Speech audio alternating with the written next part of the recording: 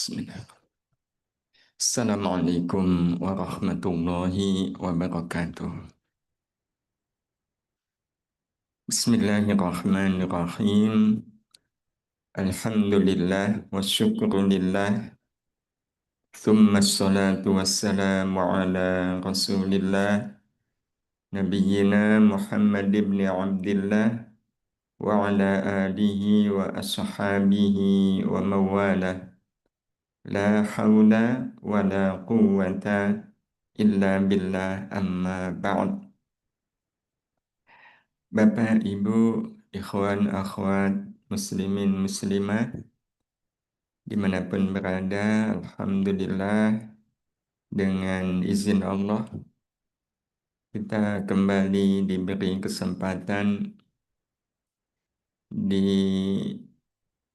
hari Sabtu yang ke-20 bulan Sya'ban, dipertemukan kembali oleh Allah di majelis ini, majelis jelajah hati, yang sore ini kita ingin sama-sama memanusiakan diri.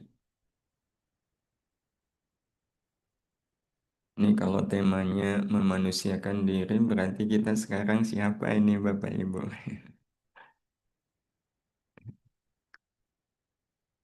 Kita ingin sama-sama betul-betul memanusiakan diri di bulan Ramadan. Berarti sekarang kita bukan manusia, sebenarnya kita manusia. Kenapa manusia? Mari kita kenali sejenak ya tentang kita manusia. Manusia itu kan oleh Allah diciptakan dari dua unsur. Dan ini disepakati oleh semua kita. Kita sering menyebut dua unsur ini dengan istilah jasmani dan rohani. Ya.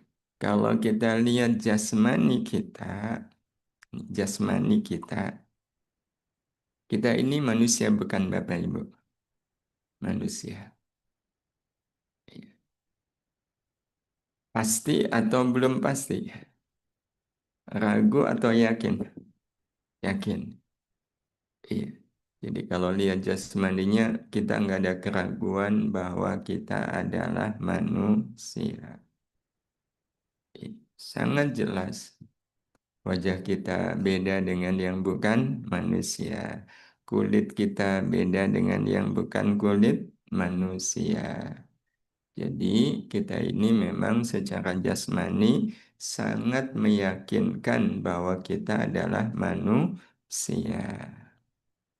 Tetapi nah ini dia, manusia itu tidak hanya jasmani, manusia juga ruhani. Nah kalau dilihat dari ruhaninya, kita ini manusia seutuhnya atau belum seutuhnya. Yakin kita manusia atau ragu? Jangan-jangan saya bukan manusia ini. Bapak Ibu, inilah yang kemudian kita membahas memanusiakan diri. Nah, berarti arah memanusiakan diri ini adalah memanusiakan diri kita secara rohani. Kalau binatang saling bermusuhan, pantas nggak, Mas? Pantas, namanya juga binatang. Tapi kalau wong sama-sama manusia, sama-sama beriman, kok musuhan? Pantas nggak Bapak Ibu? Nah ini dia. Ya, secara jasmani, dua orang yang musuhan yang tetap manusia. Wajahnya tidak berubah, tetap manusia. Tapi kalau musuhan, benci membenci, jatuh menjatuhkan, itu tidak mencerminkan rohaninya manusia. Nah, kenapa ada hal yang berbeda antara jasmani dengan rohani? Jasmani sampai kapanpun kita tidak akan pernah meragukan diri kita sebagai manusia. Kita mau kaya apapun, mau berdiri, mau duduk, mau tidur, secara jasmani kita tidak akan pernah diragukan sebagai manusia. Nah, kenapa beda antara jasmani dengan rohani? Bedanya sebenarnya Bapak Ibu dari asal muasalnya. Jasmani manusia itu sebenarnya tercipta dari tanah. Betul Bapak Ibu? Ya, jasmani manusia itu tercipta dari tanah. Kalau unsur rohani manusia tercipta dari ya dari roh. Iya.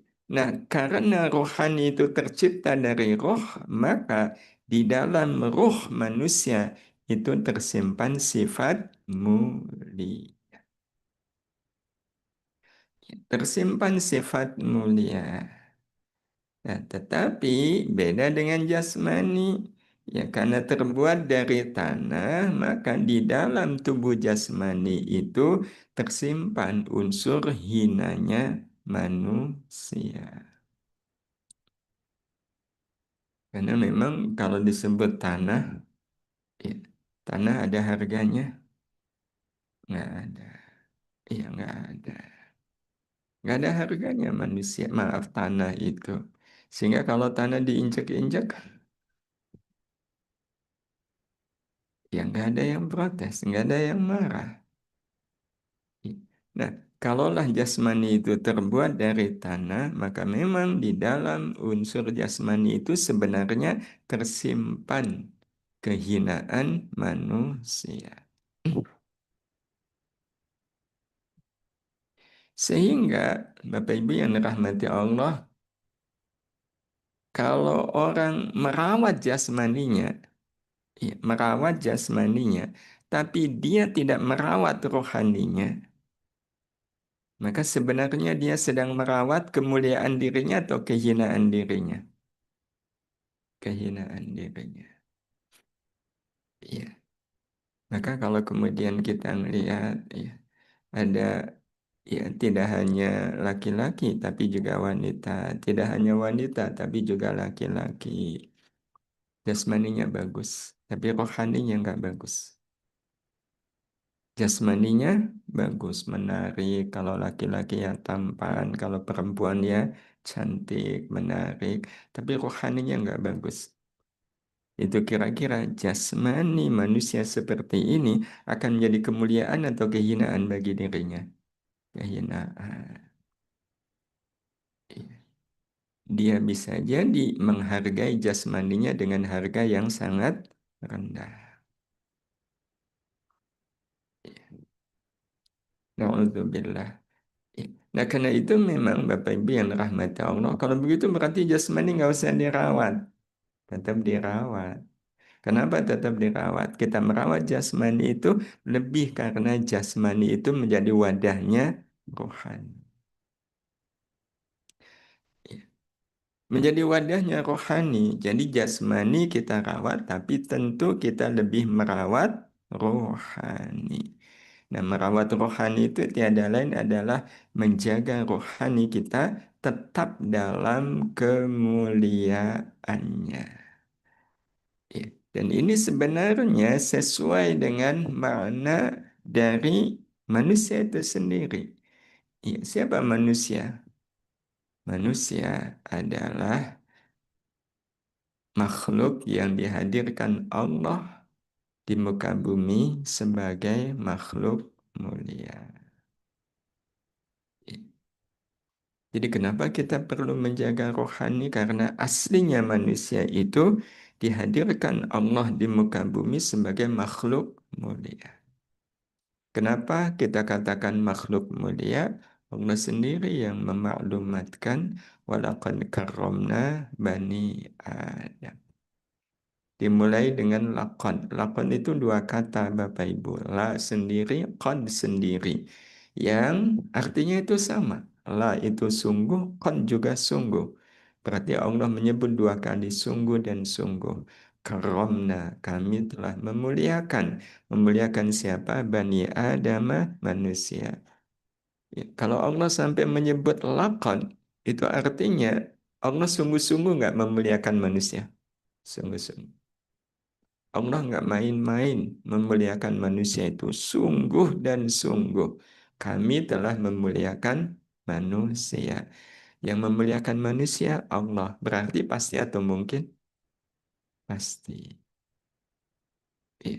Kalau yang memuliakan adalah Allah, Allah memiliki sifat wujud, qidam, baqa. Baqa artinya kekal. Allah yang maha kekal memuliakan manusia.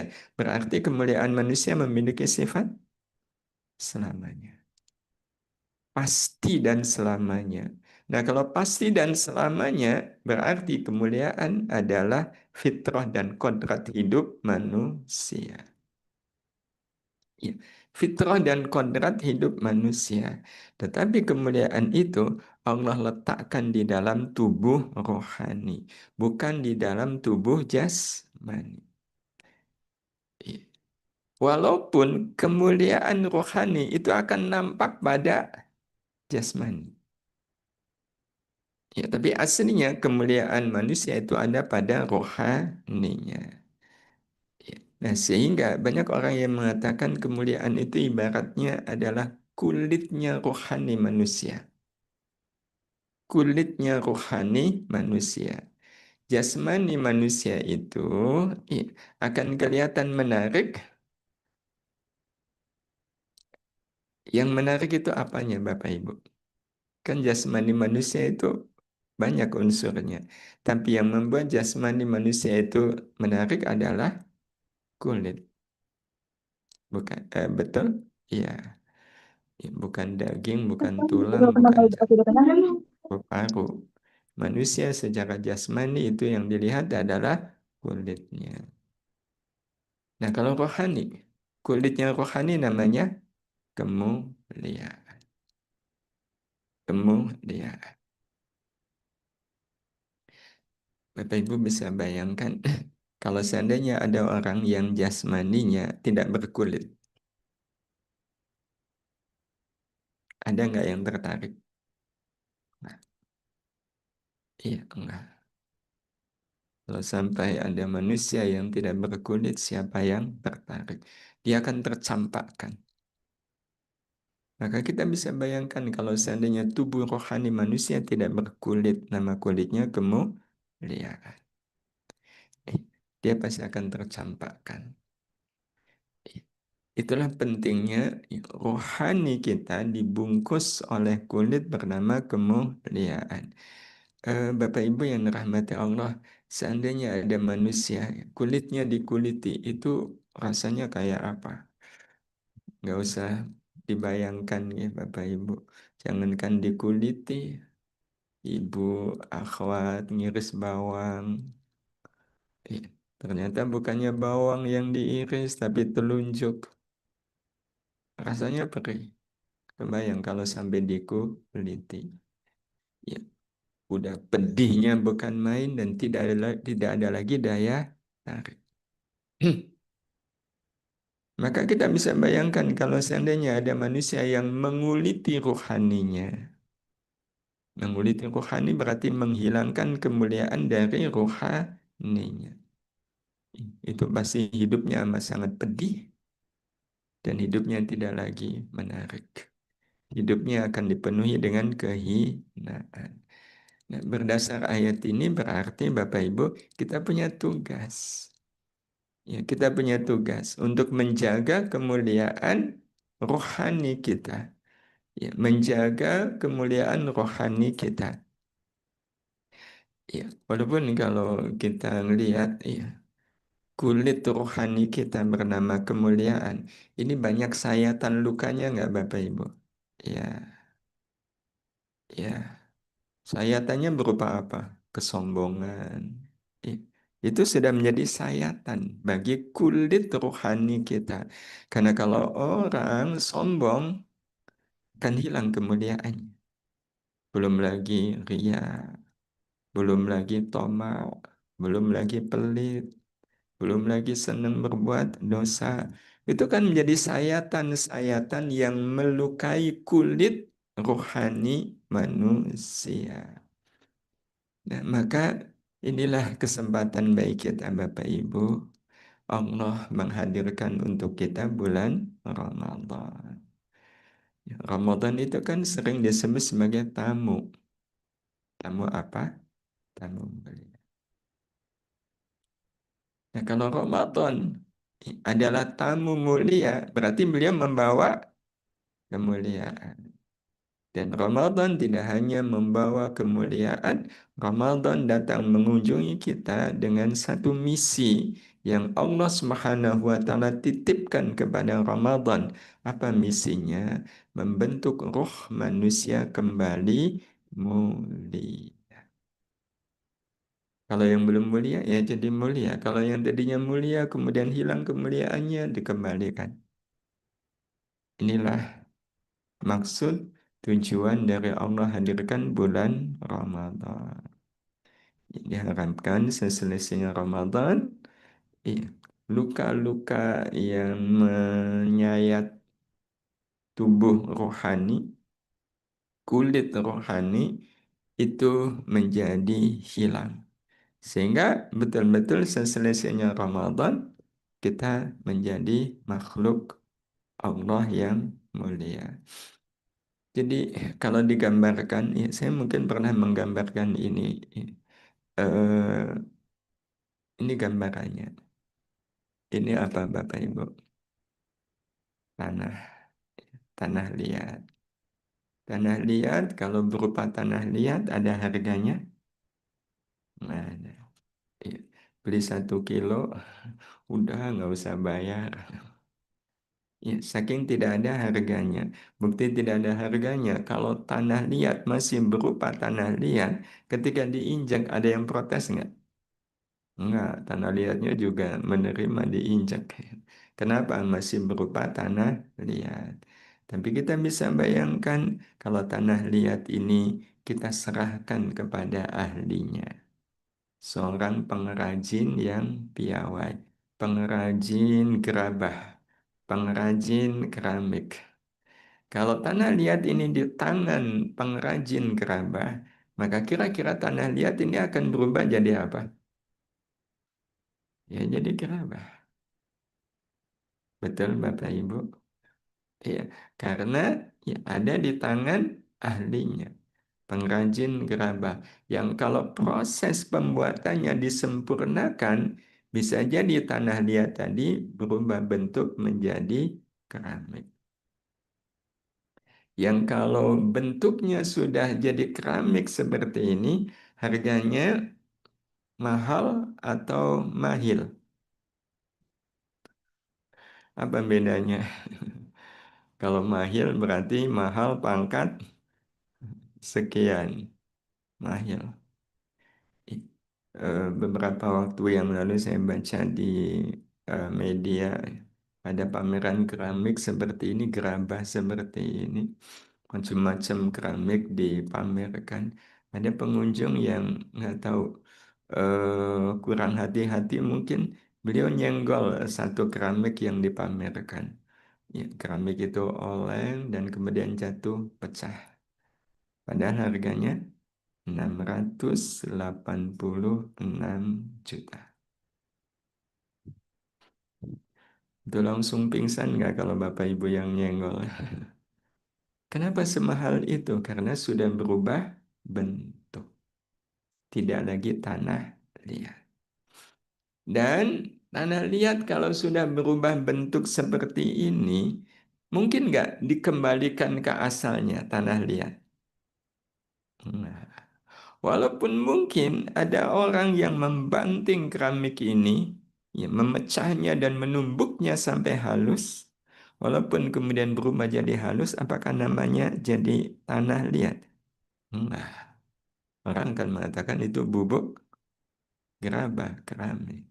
Tidak bisa berubah ke asalnya. Hadirin, lagian juga kalau sudah jadi keramik begini, siapa yang mau banting? Siapa yang mau memecah? Pasti kalau sudah jadi keramik begini akan dirawat, akan dijaga, dipelihara.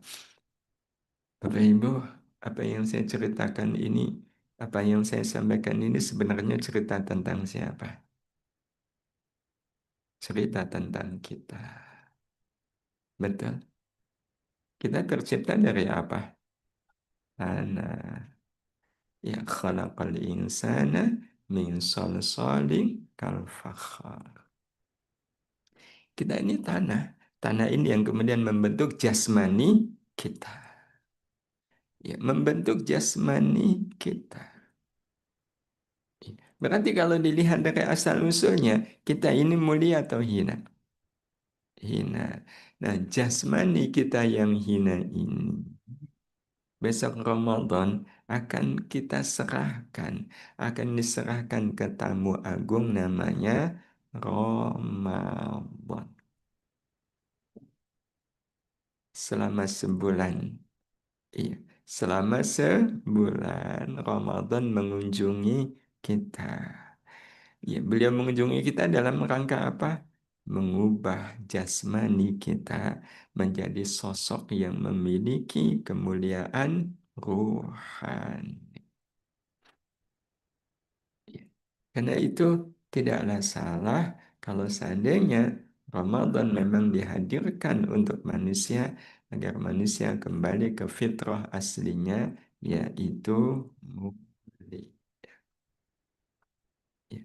Kembali ke fitrah aslinya yaitu mulia. Sehingga Bapak Ibu yang dirahmati Allah diharapkan i- seselesainya Ramadan, bahkan pada saat kita masih berada di bulan suci Ramadan, kita menjadi sosok yang mudah menemukan kemuliaan. Nah, kita menemukan kemuliaan itu pada apanya kita? Pada wajah? Bukan. Iya. Pada merdunya suara? Bukan. Terus kita menemukan kemuliaan diri kita ada pada sebenarnya ada pada rohani kita. Tapi kan rohani itu di dalam, nggak kelihatan. Kalau jasmani kelihatan. Tapi ngomong-ngomong, Bapak Ibu pernah nggak ngelihat ruhnya Bapak Ibu? Jadi saya di jalan ketemu ruh saya. Ya nggak mungkin. Ruh itu nggak kelihatan. Tapi kita yakin ada di dalam jasmani kita. Nah, ruh kita itulah yang menjadi sumber kemuliaan. Tapi kira-kira di mana kita bisa menemukan kemuliaan rohani kita? Kita akan menemukan kemuliaan rohani kita pada setiap amal tindakan kita. Jadi datangnya Ramadan ini membuat kita, Bapak Ibu, mudah sekali menemukan tindakan mulia. Menemukan tindakan mulia. Ya. Di dalam apa saja? Ya, di dalam setiap peristiwa kejadian. Ya, kita akan menemukan kemuliaan itu di dalam tindakan kita. Contoh, ini contoh saja Bapak Ibu. Apa yang kita lakukan saat dicaci maki orang? Menahan marah, memaafkan, atau membalas keburukannya dengan kebaikan. Kalau kita dihina orang, kemudian kita menahan marah, ya, kita sudah mulia belum? Belum. Sudah baik belum? Belum. Menahan marah itu belum baik. Loh, berarti menahan marah itu baru benar. Menahan marah itu baru benar. Kita kalau kalau dihina orang, ya, semestinya kita marah atau menahan marah? Semestinya, yang semestinya marah atau menahan? Kalau marah berarti sama dengan orang yang menghina. Berarti yang semestinya menahan marah. Berarti memang menahan marah itu sudah semestinya. Kalau sudah semestinya kan sama dengan sudah sebenarnya. Iya. Jadi baru benar, belum bisa dikatakan baik. Iya. Nah, apa bedanya benar dengan baik? Bedanya kalau benar itu manfaat untuk kita, tapi nggak manfaat untuk orang lain. Itu benar. Jadi kalau kita melakukan yang benar berarti manfaat untuk kita. Tetapi belum manfaat untuk orang lain.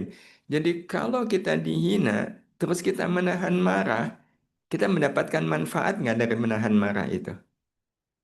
Dapat manfaat. Apa manfaatnya? Minimal dapat pahala, ya.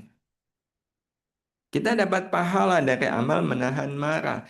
Tapi orang yang menghina kita, dia merasakan manfaat nggak dari kita menahan marah? Enggak, dia tetap berdosa.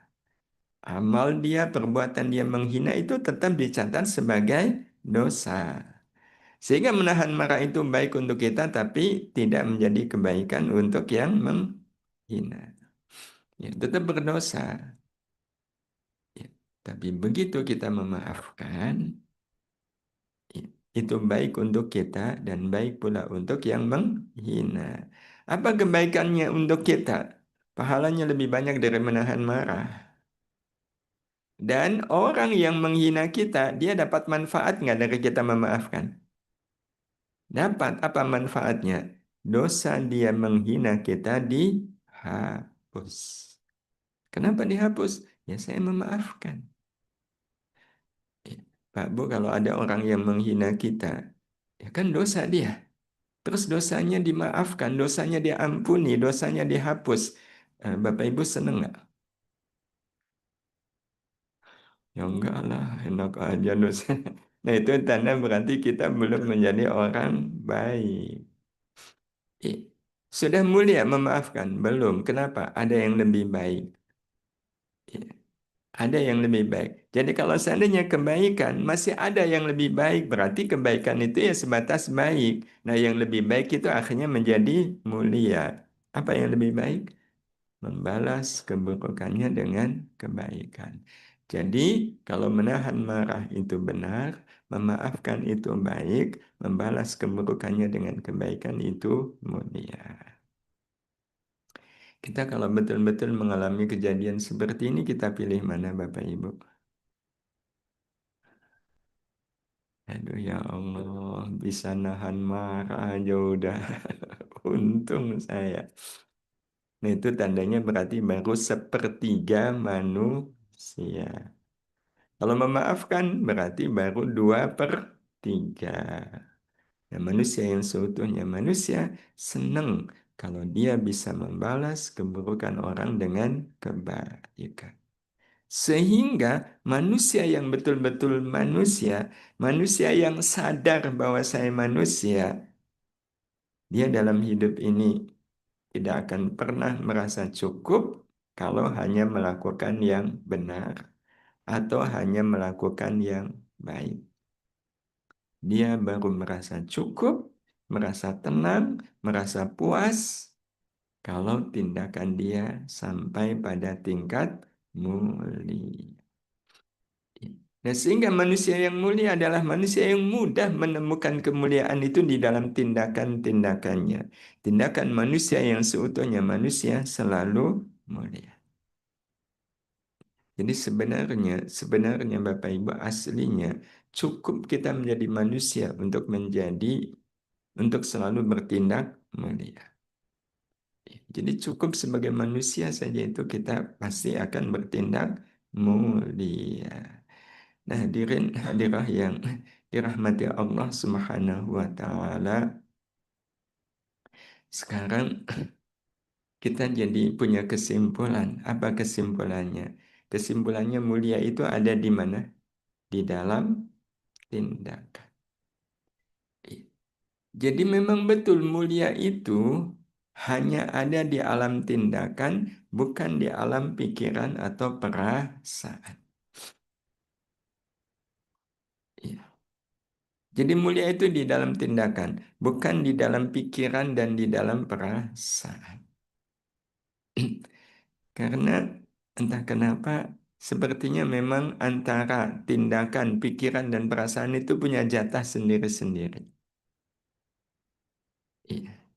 Jadi kan konsepnya ada benar, ada baik, ada mulia.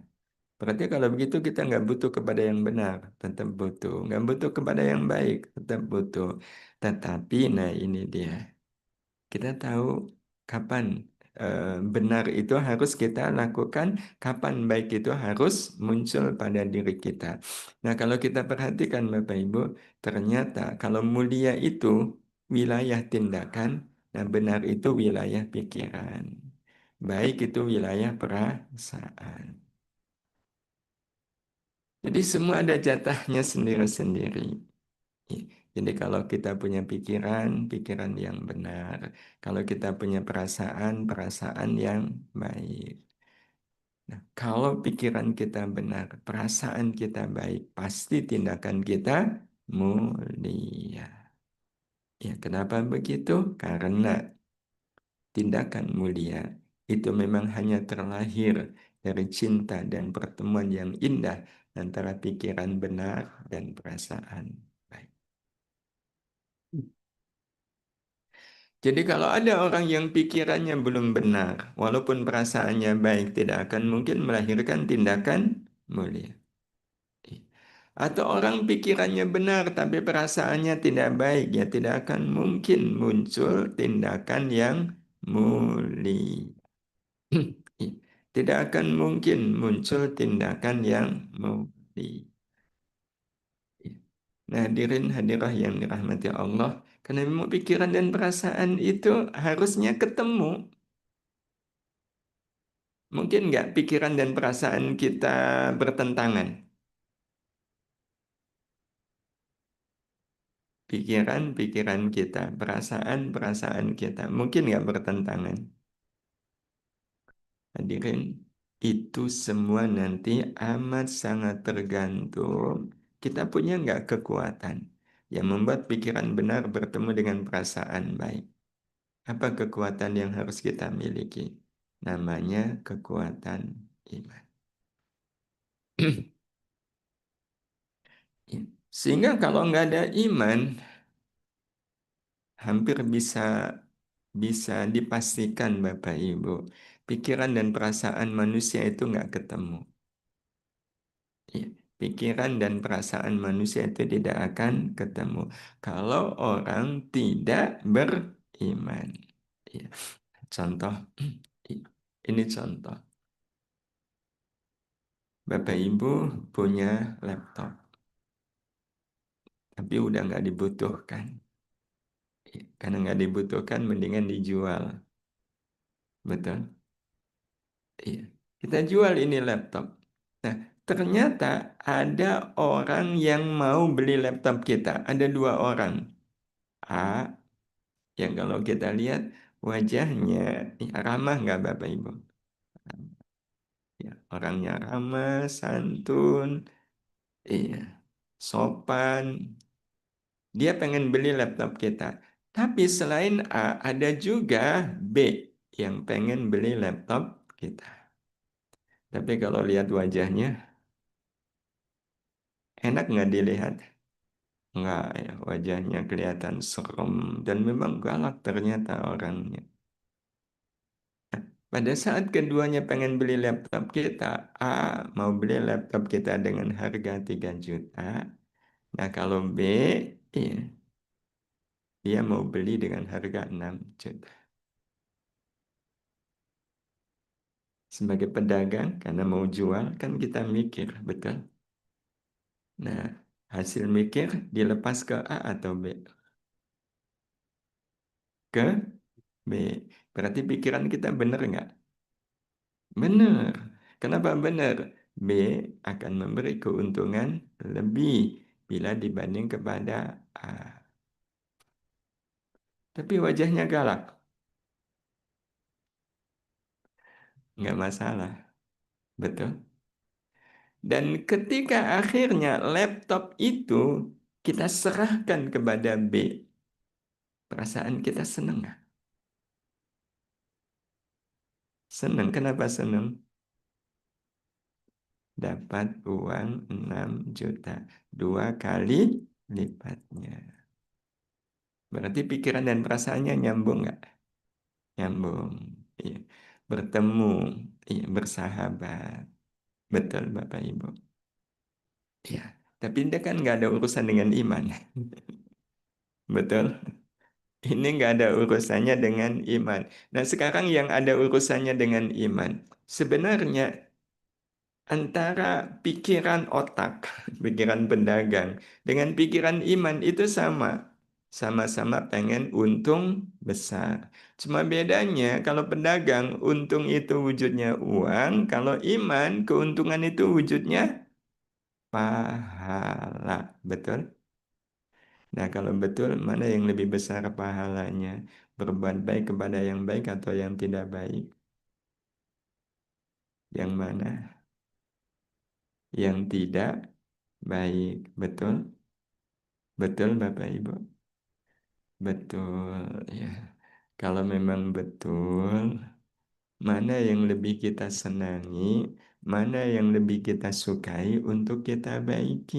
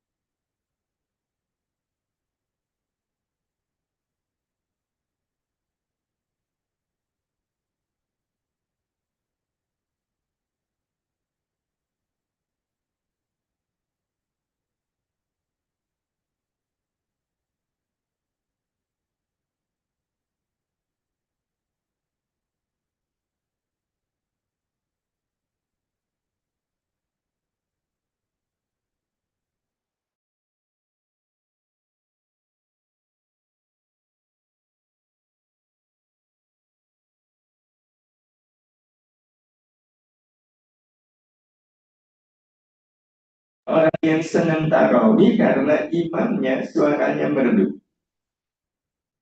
Ada.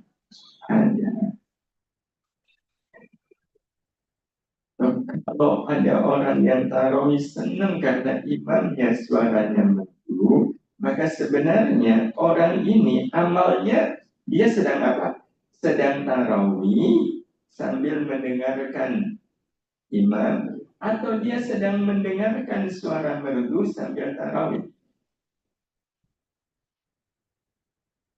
Yang mana santri? Yang mana santri? Dan amalnya mendengarkan suara merdu sambil tarawih. Kenapa? Karena yang dia rasakan nikmatnya adalah mendengarkan suara merdu. Berarti amalnya mendengarkan suara merdu sambil tarawih. Berarti tarawihnya sambil. Nah, kira-kira malaikat yang mencatat amal orang ini, judul amalnya apa? Tarawih atau mendengarkan suara merdu?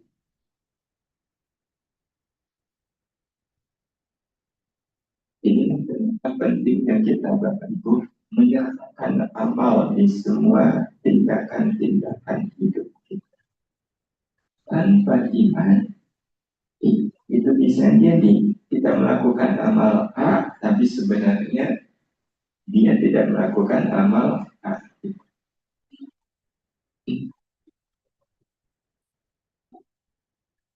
Itu akhlak. Sukanya bunga, suka, sukanya bunga. Sebenarnya Bapak Ibu, Bapak juga boleh. Yang suka, yang senang itu nyapunya atau ruangan bersihnya? Ruangan bersih. Berarti nyapunya senang nggak?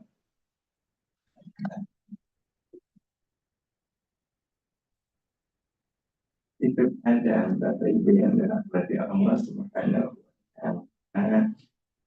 Kita akhirnya tidak bisa menemukan pikiran baik dan pikiran benar dan perasaan. Itu nanti terbukti. Ya kan karena saya senang ruangan bersih, makanya saya senang nyapu, betul. Sama dong nggak Bapak Ibu antara orang punya pandangan, ya karena saya senang ruangan bersih, maka saya senang nyapu. Dengan orang yang mengatakan karena saya senang nyapu, insya Allah ruangan saya akan selalu bersih. Itu dua pernyataan yang berbeda ketika action, yaitu nyapu. Bayangkan Bapak Ibu, ya, Ibu nyapu ruangan. Ya, begitu disapu bersih.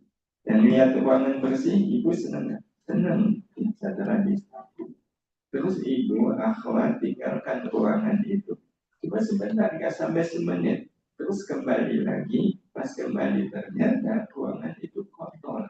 Ada jejak-jejak kaki kotor yang mengotori lantai yang baru disapu. Dan ternyata itu jejak kaki suami. Lihat ruangan kotor. Ibu senang atau mangkal? Kalau mangkal berarti tandanya terbukti ibu sebenarnya tidak suka nyapu. Karena kalau betul suka nyapu, senang nyapu. Begitu ruangan udah disapu kotor lagi. Kalau memang dasarnya senang nyapu, melihat lantai kotor tinggal diapakan? Dan karena ibu senang nyapu, masalah nggak? Malah alhamdulillah. Saya bisa mewujudkan apa yang saya senangi, yaitu nyapu. Betul. Tapi selama ini kita kalau nyapu pakai iman enggak? Ini memangnya nyapu butuh iman? Ya butuh faktanya. Betapa kita marah baru disapu kotor lagi. Pertanyaannya imannya di mana? Allah berfirman, Inna Allah yuhibbul tawwabina wa yuhibbul mutatahhirin. Allah itu senang kepada yang suka bertaubat dan suka suci, termasuk suka bersih. Nah, yang suka bersih itu artinya suka bersihnya atau suka melakukan amal yang menimbulkan bersih. Jadi hadirat yang dirahmati Allah, ini persoalan-persoalan yang kelihatannya memang sepele, tapi ini punya dampak dan pengaruh yang besar bagi hidup dan kehidupan. Ini baru pikiran. Karena kalau kita tes perasaan kita, Bapak Ibu, apa yang ada dalam perasaan kita saat sedang membaca Quran? Membosankan, bahagia karena ada yang melihat, bahagia karena melakukan amal yang disukai.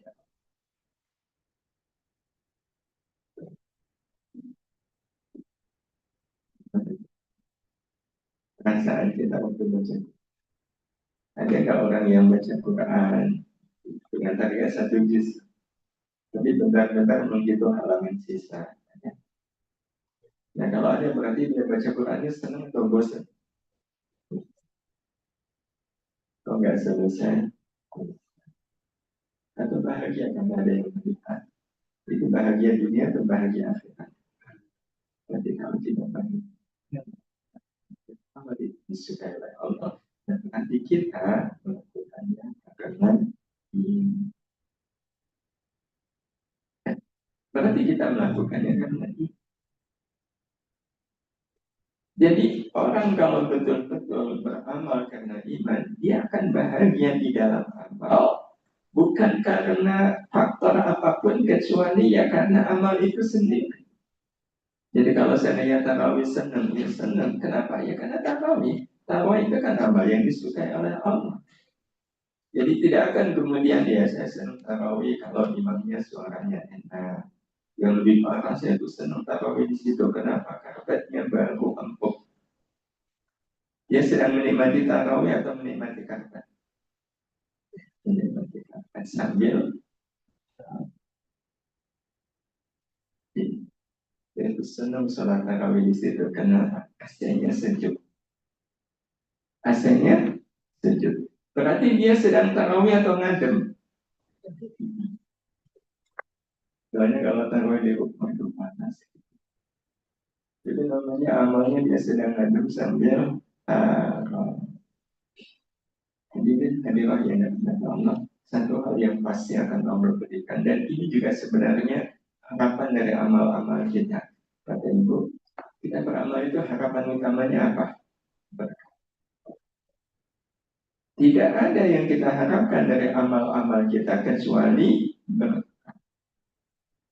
jadi kalaulah kita sedekah, kita pengen dapat berkahnya. Kita sholat, pengen dapat berkahnya. Ngaji, kita pengen dapat berkahnya. Ngomong-ngomong kalau ngaji, berkahnya ngaji apa Bapak Ibu? Anda kalau orang ngajinya berkah, dapat ilmu. Dapat ilmu. Ada nggak orang yang ngaji, dia dapat ilmu, tapi sulit mengamalkan ilmu.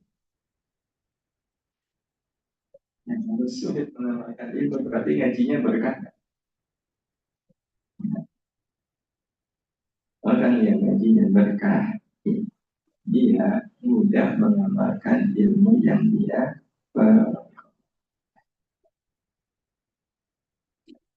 dan itu hanya akan terjadi kalau kita ngaji karena iman. Dan bukti kita ngaji karena iman adalah saya sering ngaji karena ngaji. Karena amal mengaji, bukan karena yang lainnya, bukan karena tempatnya nyaman, bukan pula karena ustadznya menari. Tapi memang betul-betul karena yang ngajinya ini. Sehingga orang-orang yang seperti ini, siapapun yang menyampaikan pengajian dimanapun dia ngaji, ya banyak dia senang. Karena yang disenangi ngaji.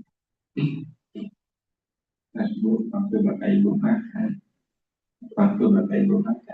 itu Bapak Ibu merasakan nikmatnya makanan itu karena makanannya atau karena piringnya?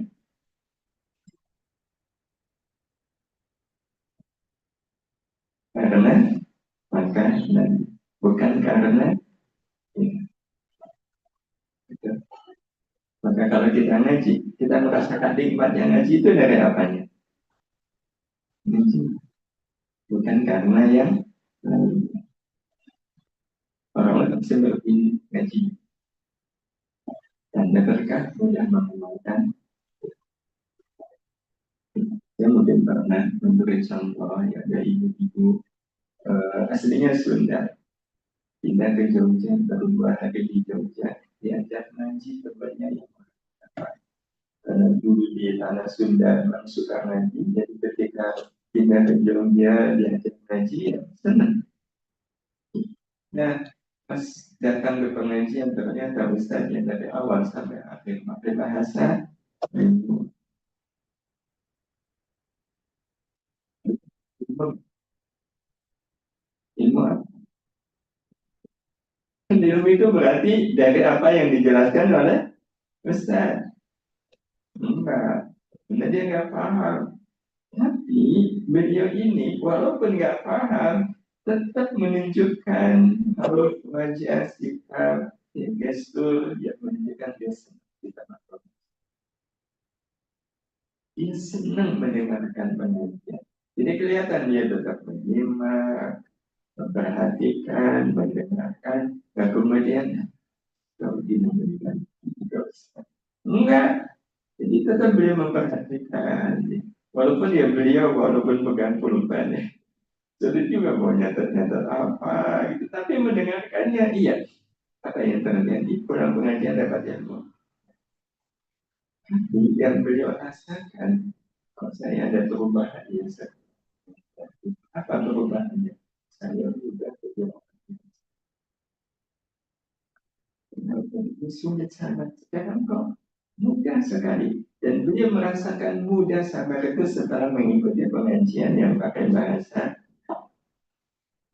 Beliau karena penasaran pas ketemu dengan temannya yang ngajak haji dan ibu.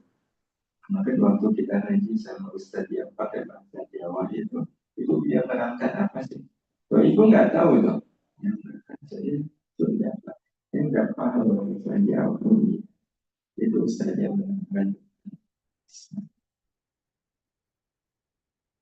Beliau Ustadz yang menerangkan bab tentang sabar. Ini yang ibu sudah tadi dapat ilmu sabar kan? Dapat ilmu sabar? Hmm. Tapi dapat berkahnya nggak? Apa berkahnya? Menjadi orang. Itu namanya apa? Itu namanya. Itu juga kadang heran Bapak Ibu. Guru-guru di pesantren apalagi zaman dahulu itu mereka mengajar pakai kaidah-kaidah pengajar nggak? Para kiai, para ustadz yang di pesantren itu mengajar nggak pakai kaidah. Mereka itu nggak paham apa itu kaidah gobi. Kan nggak ada pelatihan eh, para kiai mengajar santri. Yang suka ada pelatihan kan guru-guru di sekolah formal. Tapi kalau kita lihat hasilnya, ya lulusan-lulusan kita banyak yang ya, dan yang lebih mengherankan, tidak sedikit ada santri yang waktu di pesantren itu pendiam, gak banyak bicara. Tapi karena guru yang mengajar, karena senang ngajar, santrinya senang belajar karena senang sama belajar. Gak ngeliat tempat, gak ngeliat siapa gurunya. Pokoknya saya ngaji ini senang. Apa yang terjadi? Yang waktu di pesantrennya pendiam begitu keluar, pulang ke rumah, dia jadi singa pendiam. Kenapa? Bahkan tidak ada disebut mereka. Ya, punya guru. Selamat Firdaus, Ustaz Selamat Firdaus. Dia itu waktu di pesantrennya, kan kalau di pesantren ada jadwal khitobah, biasanya malam Jumat. Itu kan malam liburnya para santri, isi dengan khitobah. Khitobah itu nanti santri digilir untuk tampil menyampaikan khutbah, menyampaikan pidato. Itu digilir, nah termasuk beliau Selamat Firdaus waktu jadi santri dapat giliran. Wah, kalau sudah dapat giliran khutbah itu, Kata beliau, saya sudah langsung berkata, tapi gimana ini saya ditunjuk. Dia menyiapkan betul, dihafal segala macam. Begitu tampil, Assalamualaikum lancar. Assalamualaikum warahmatullahi wabarakatuh. Saya mau menyampaikan apa kenyataan kebetulan. Ujung-ujungnya Wassalamualaikum. Begitu pulang dari sini betul. Karena saya termasuk yang diajar oleh beliau. Beliau mengajar saya itu ilmu balaghah. Itu belajarnya enak sekali. Dan dia termasuk ustaz yang sering diundang keluarganya. Enak kalau beliau kadang-kadang. Kita namanya apa? Kenapa? Karena beramal semata karena suka. Hadirin hadirat yang dirahmati Allah Subhanahu wa Ta'ala. Kalau orang menikah, doa yang dipanjatkan ke Allah untuk yang menikah apa-apa. Barakallahu lakum wa barakallahu lakum wa jama'a bainakum fi baik. Berarti menikah dia dapat berkah. Insya Allah siapapun menikah itu akan berkah. Syaratnya saya menikah karena saya senang dengan amal menikah, bukan karena senang sama yang dinikahi, bukan karena senang sama yang menikahi. Namun yang sudah menikah dulu menikah karena itu kadang ini yang bisa jadi menjadi jawaban. Kenapa ya? Ada orang menikah baru 2 bulan, baru 3 bulan, baru setahun cakap. Tandanya berkah. Enggak. Sementara orang-orang zaman dahulu, simbah-simbah, mereka menikah. Yang pernah dengar cekcoknya. Padahal kalau secara ekonomi banyak kekurangan, tapi nggak cekcok. Sementara kadang ya Allah, itu kurang apa? Dua orang ini yang menikah, perempuannya cantik, laki-laki ganteng, penghasilannya juga banyak, tapi baru 3 bulan, 5 bulan, 7 bulan, cekcok. Kenapa? Karena bedanya orang-orang zaman dahulu menikah itu karena senang dengan amal menikahnya. Karena menikah itu sunnah Rasul, betul. Jadi dominan senang dengan amalnya, bukan senang dengan yang dinikahi atau yang menikahi. Jadi gitu ya, nanti besok menikah senangnya karena gak usah dilihat, karena senangnya. Tapi yang menikahi saya orangnya baik. Ya, kalau orangnya baik nggak apa-apa. Tapi jangan jadikan itu sebagai alasan utama kenapa saya menikah sama dia. Kalaulah yang dinikahi atau yang menikahi baik, baiknya yang menikahi atau yang dinikahi kita itu tempatkan di nomor 51. Nomor satunya, saya menikah karena saya senang dengan hal menikah, karena menikah adalah hal yang disukai oleh Allah. Kalau dasar menikahnya seperti ini, doa bapak Allah menjadi doa yang tembus, menjadi doa yang diijabah. Tapi kalau menikahnya karena senang sama yang dinikahi atau menikahi, 1000 orang berdoa bapak bisa jadi doa. Nah, diri tadi semuanya itu adalah adanya iman. Dan nanti kalau dikaitkan dengan Ramadan, iman adalah tuan rumah bagi tamu agung.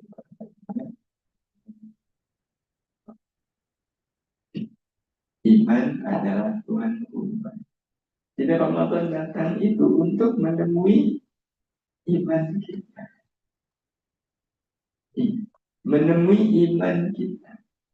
Berarti iman kita harus ada di mana Bapak Ibu? Harus ada di tempatnya. Dan Allah sudah menyediakan tempatnya di mana itu di hati. Orang yang pada saat Ramadan datang, imannya ada di hati, maka insya Allah Ramadan akan memberikan keberkatan yang terbaik. Ya, semua amal-amal kita di bulan Ramadan semuanya berkah. Karena imannya ada di hati. Tapi kalau seandainya ada orang yang imannya tidak di hati, berarti lagi jalan. Begitu Ramadan datang, seperti tamu yang datang tapi tuan rumahnya, nah, maka menjadi penting hari ini Ramadannya belum. Kita perlu memastikan iman kita ada di hati atau lagi jalan. Ya, nanti kalau ditanya kira-kira ada di hati atau lagi jalan-jalan, nah ini buat renungan saja nanti di Ramadan. Iman di hati. Nah, salah satu cara ngeceknya mana itu? Nah, kita iman nggak kalau Allah itu melihat apapun yang kita iman? Kita iman nggak kalau Allah itu nggak suka dengan dosa? Iman. Kita pertanyaannya, Bapak Ibu, mudah atau sulit beribadah? Pernah nggak kita berbuat dosa? Kalau pernah berbuat dosa, tandanya imannya sedang jalan. Karena kalau imannya betul hati, pasti nggak akan melakukan perbuatan yang tidak disukai oleh Allah. Lihat, dan Allah nggak suka. Allah lihat, Allah nggak suka. Dilakukan atau nggak dilakukan? Yang paling mudah ini seminggu ini masih sempat ngerasani orang nggak? Kalau masih rasani orang itu kita perlu melihat jangan-jangan saya.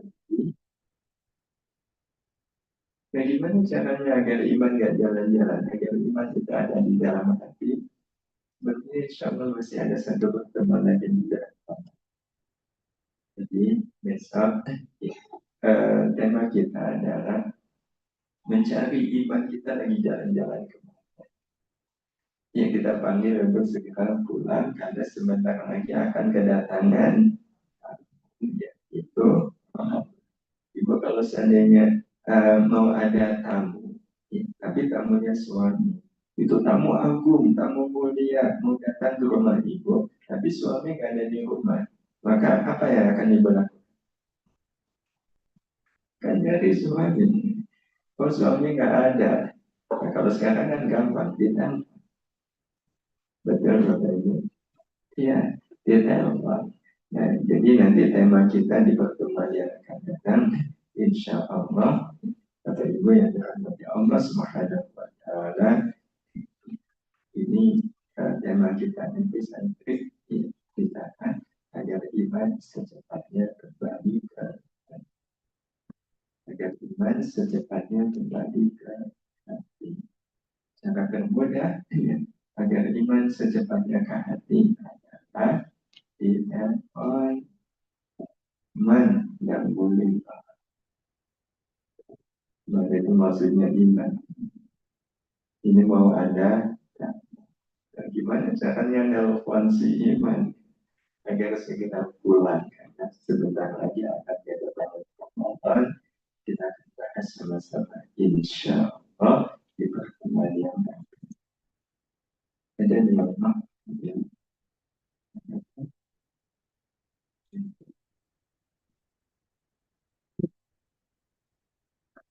Ini sudah 5/4 tapi maghribnya.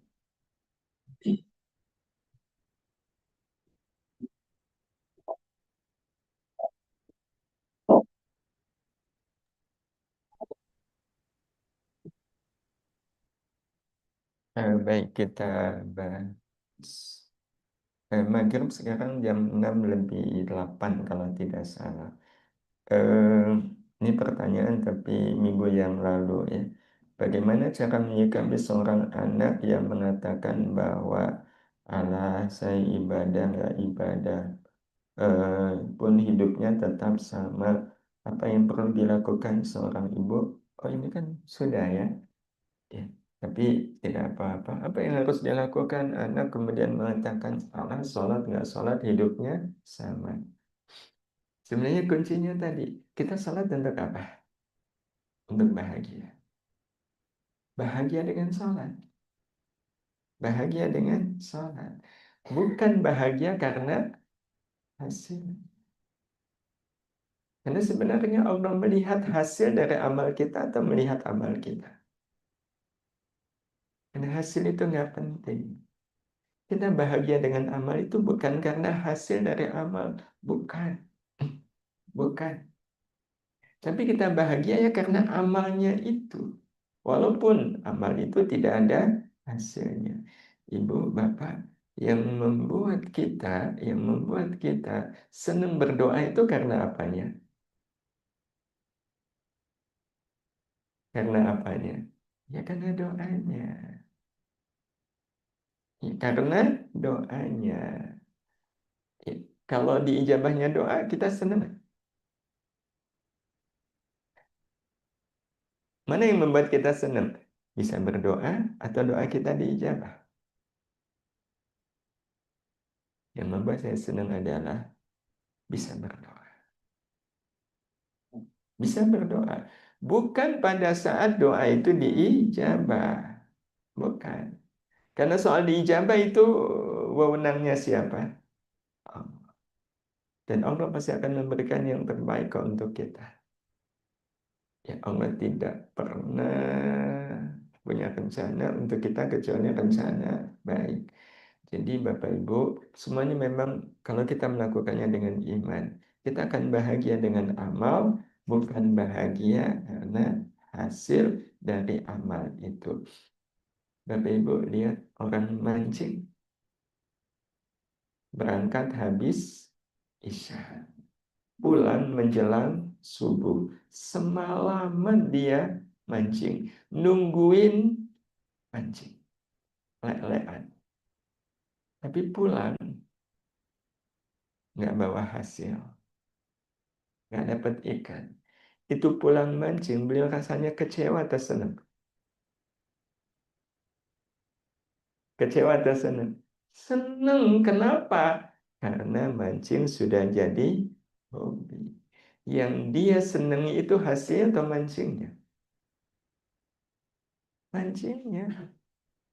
Pancingnya itu yang membuat dia senang. Duduk nungguin pancing itu yang membuat dia senang. Bahwa nggak ada hasilnya membuat dia kecewa. Enggak. Karena yang dia senangi adalah mancingnya. Mancing sudah jadi hobi. Masa kita kalah sama yang mancing? Saya udah baik sama orang itu, tapi kok orang itu nggak juga baik sama saya. Rugi saya baik. Berarti dia beramal ya, karena amalnya atau karena hasilnya? Iya, ngomong-ngomong, ibu baik sama suami, itu karena senang dengan amal baik atau cinta sama suami?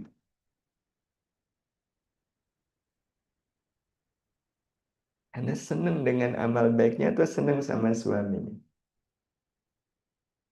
Kalau saya berbuat baik senang sama suami, berarti berbuat baik karena suami, bukan karena iman. Tapi kalau saya senang berbuat baik kepada suami, kepada istri, karena memang amal baiknya itu yang membuat kita senang. Masalah nggak dengan cinta suami? Cinta nggak cinta, kita akan tetap beramal baik. Betul, Bapak Ibu. Betul, betul. Makanya para guru, mungkin ada guru di sini. Yang paling disukai oleh guru itu apa? Yang paling tidak disukai dulu oleh guru. Yang paling tidak disukai oleh guru ya, adalah kalau murid-muridnya pinter. Itu nggak suka. Tahu kenapa nggak suka? Menghambat, menghilangkan kesenangan mengajar. Dan belum diajar udah paham. Padahal guru kesenangannya apa? Ngajar. Kesenangannya adalah mengajar. Tapi kalau muridnya nggak pinter, Sekali diterangin nggak paham, dua kali nggak paham. Itu guru seneng nggak? Loh, kenapa susah? Kan jadi ngajarnya berkali-kali. Nah, kalau berkali-kali, kalau memang seneng ngajar, ya seneng nggak Bapak Ibu? Seneng. Bapak Ibu kalau makan durian seneng nggak?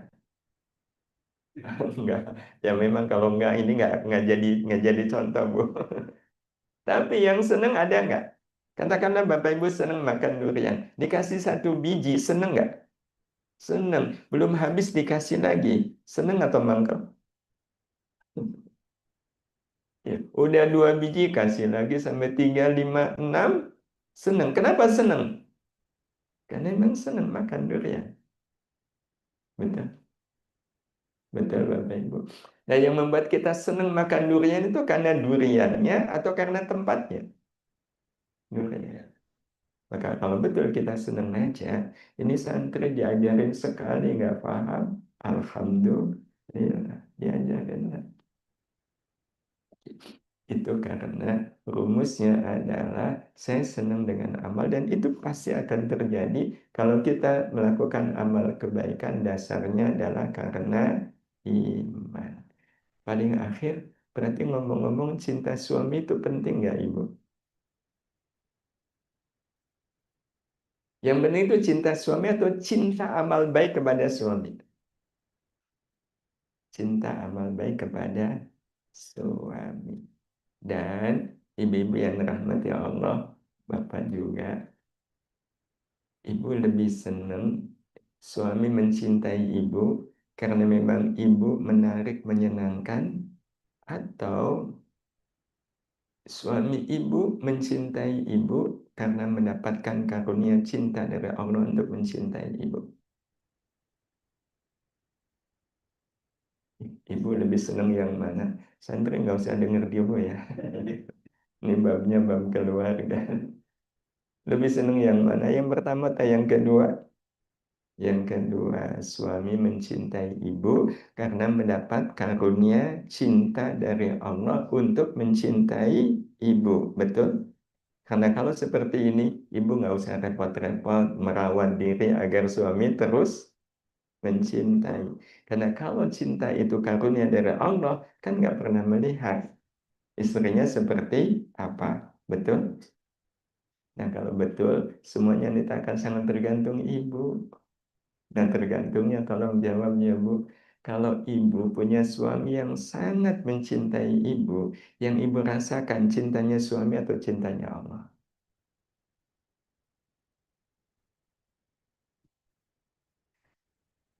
Cintanya suami atau cintanya Allah yang Allah titipkan ke suami, yang kemudian diteruskan suami ke ibu, mana yang terasa? Ini kan kaitannya dengan iman. Istri yang betul-betul beriman ketika punya suami yang sangat mencintai, yang terasa bukan cintanya suami tapi cinta Allah, karena yang membuat suami mencintai tidak mungkin kecuali Allah. Betul. Semuanya adalah karena iman. Jadi kalau istri merasakan cintanya suami, saya senang sekali punya suami yang sangat mencintai saya. Berarti di dalam cinta itu ada iman enggak? Nah, karena kalau iman semuanya kembali ke Allah. Nanti bab iman penting nggak Bapak Ibu? Dan itu akan sangat tergantung iman itu ada di hati atau lagi jalan-jalan. Kalau ada di hati, ya betul-betul apapun yang kita rasakan adalah cinta Allah. Dan ini akhir sebagai penutup. Pak Bu, kapan kita merasakan cinta Allah? Dari orang yang mencintai kita atau dari orang yang tidak mencintai kita? Di dalam tidak cintanya manusia ke kita, di situ ada cinta Allah nggak? Ada, ada. Tapi terasa mana cinta Allah dari orang yang mencintai atau yang tidak mencintai? Ibu? Ibu lebih mudah mencintai Allah itu pada saat suami menunjukkan cintanya atau menunjukkan tidak cintanya. Kadang cinta suami itu menjadi penghalang untuk mencintai. Tapi begitu suami tidak mencintai, langsung ingat Allah enggak? Doa. Berarti dengan iman, kita merasakan cinta Allah dari cintanya makhluk, tapi kita lebih merasakan cinta Allah dalam tidak cintanya. Karena begitu makhluk tidak mencintai, tidak ada lagi penghalang antara kita dengan Allah. Karena yang sering jadi penghalang adalah cinta kepada makhluk. Betul begitu Bapak Ibu? Betul? Setuju? Nah itu semua tergantung imannya ada di mana. Kita bahas insya Allah agar iman secepatnya kembali ke hati. Terima kasih Bapak Ibu. Mudah-mudahan bermanfaat. Mohon maaf atas segala khilaf. Kita akhiri. Subhanakallahumma wa bihamdika asyhadu an la ilaha illa anta astaghfiruka wa atubu ilaik. Assalamualaikum warahmatullahi wabarakatuh.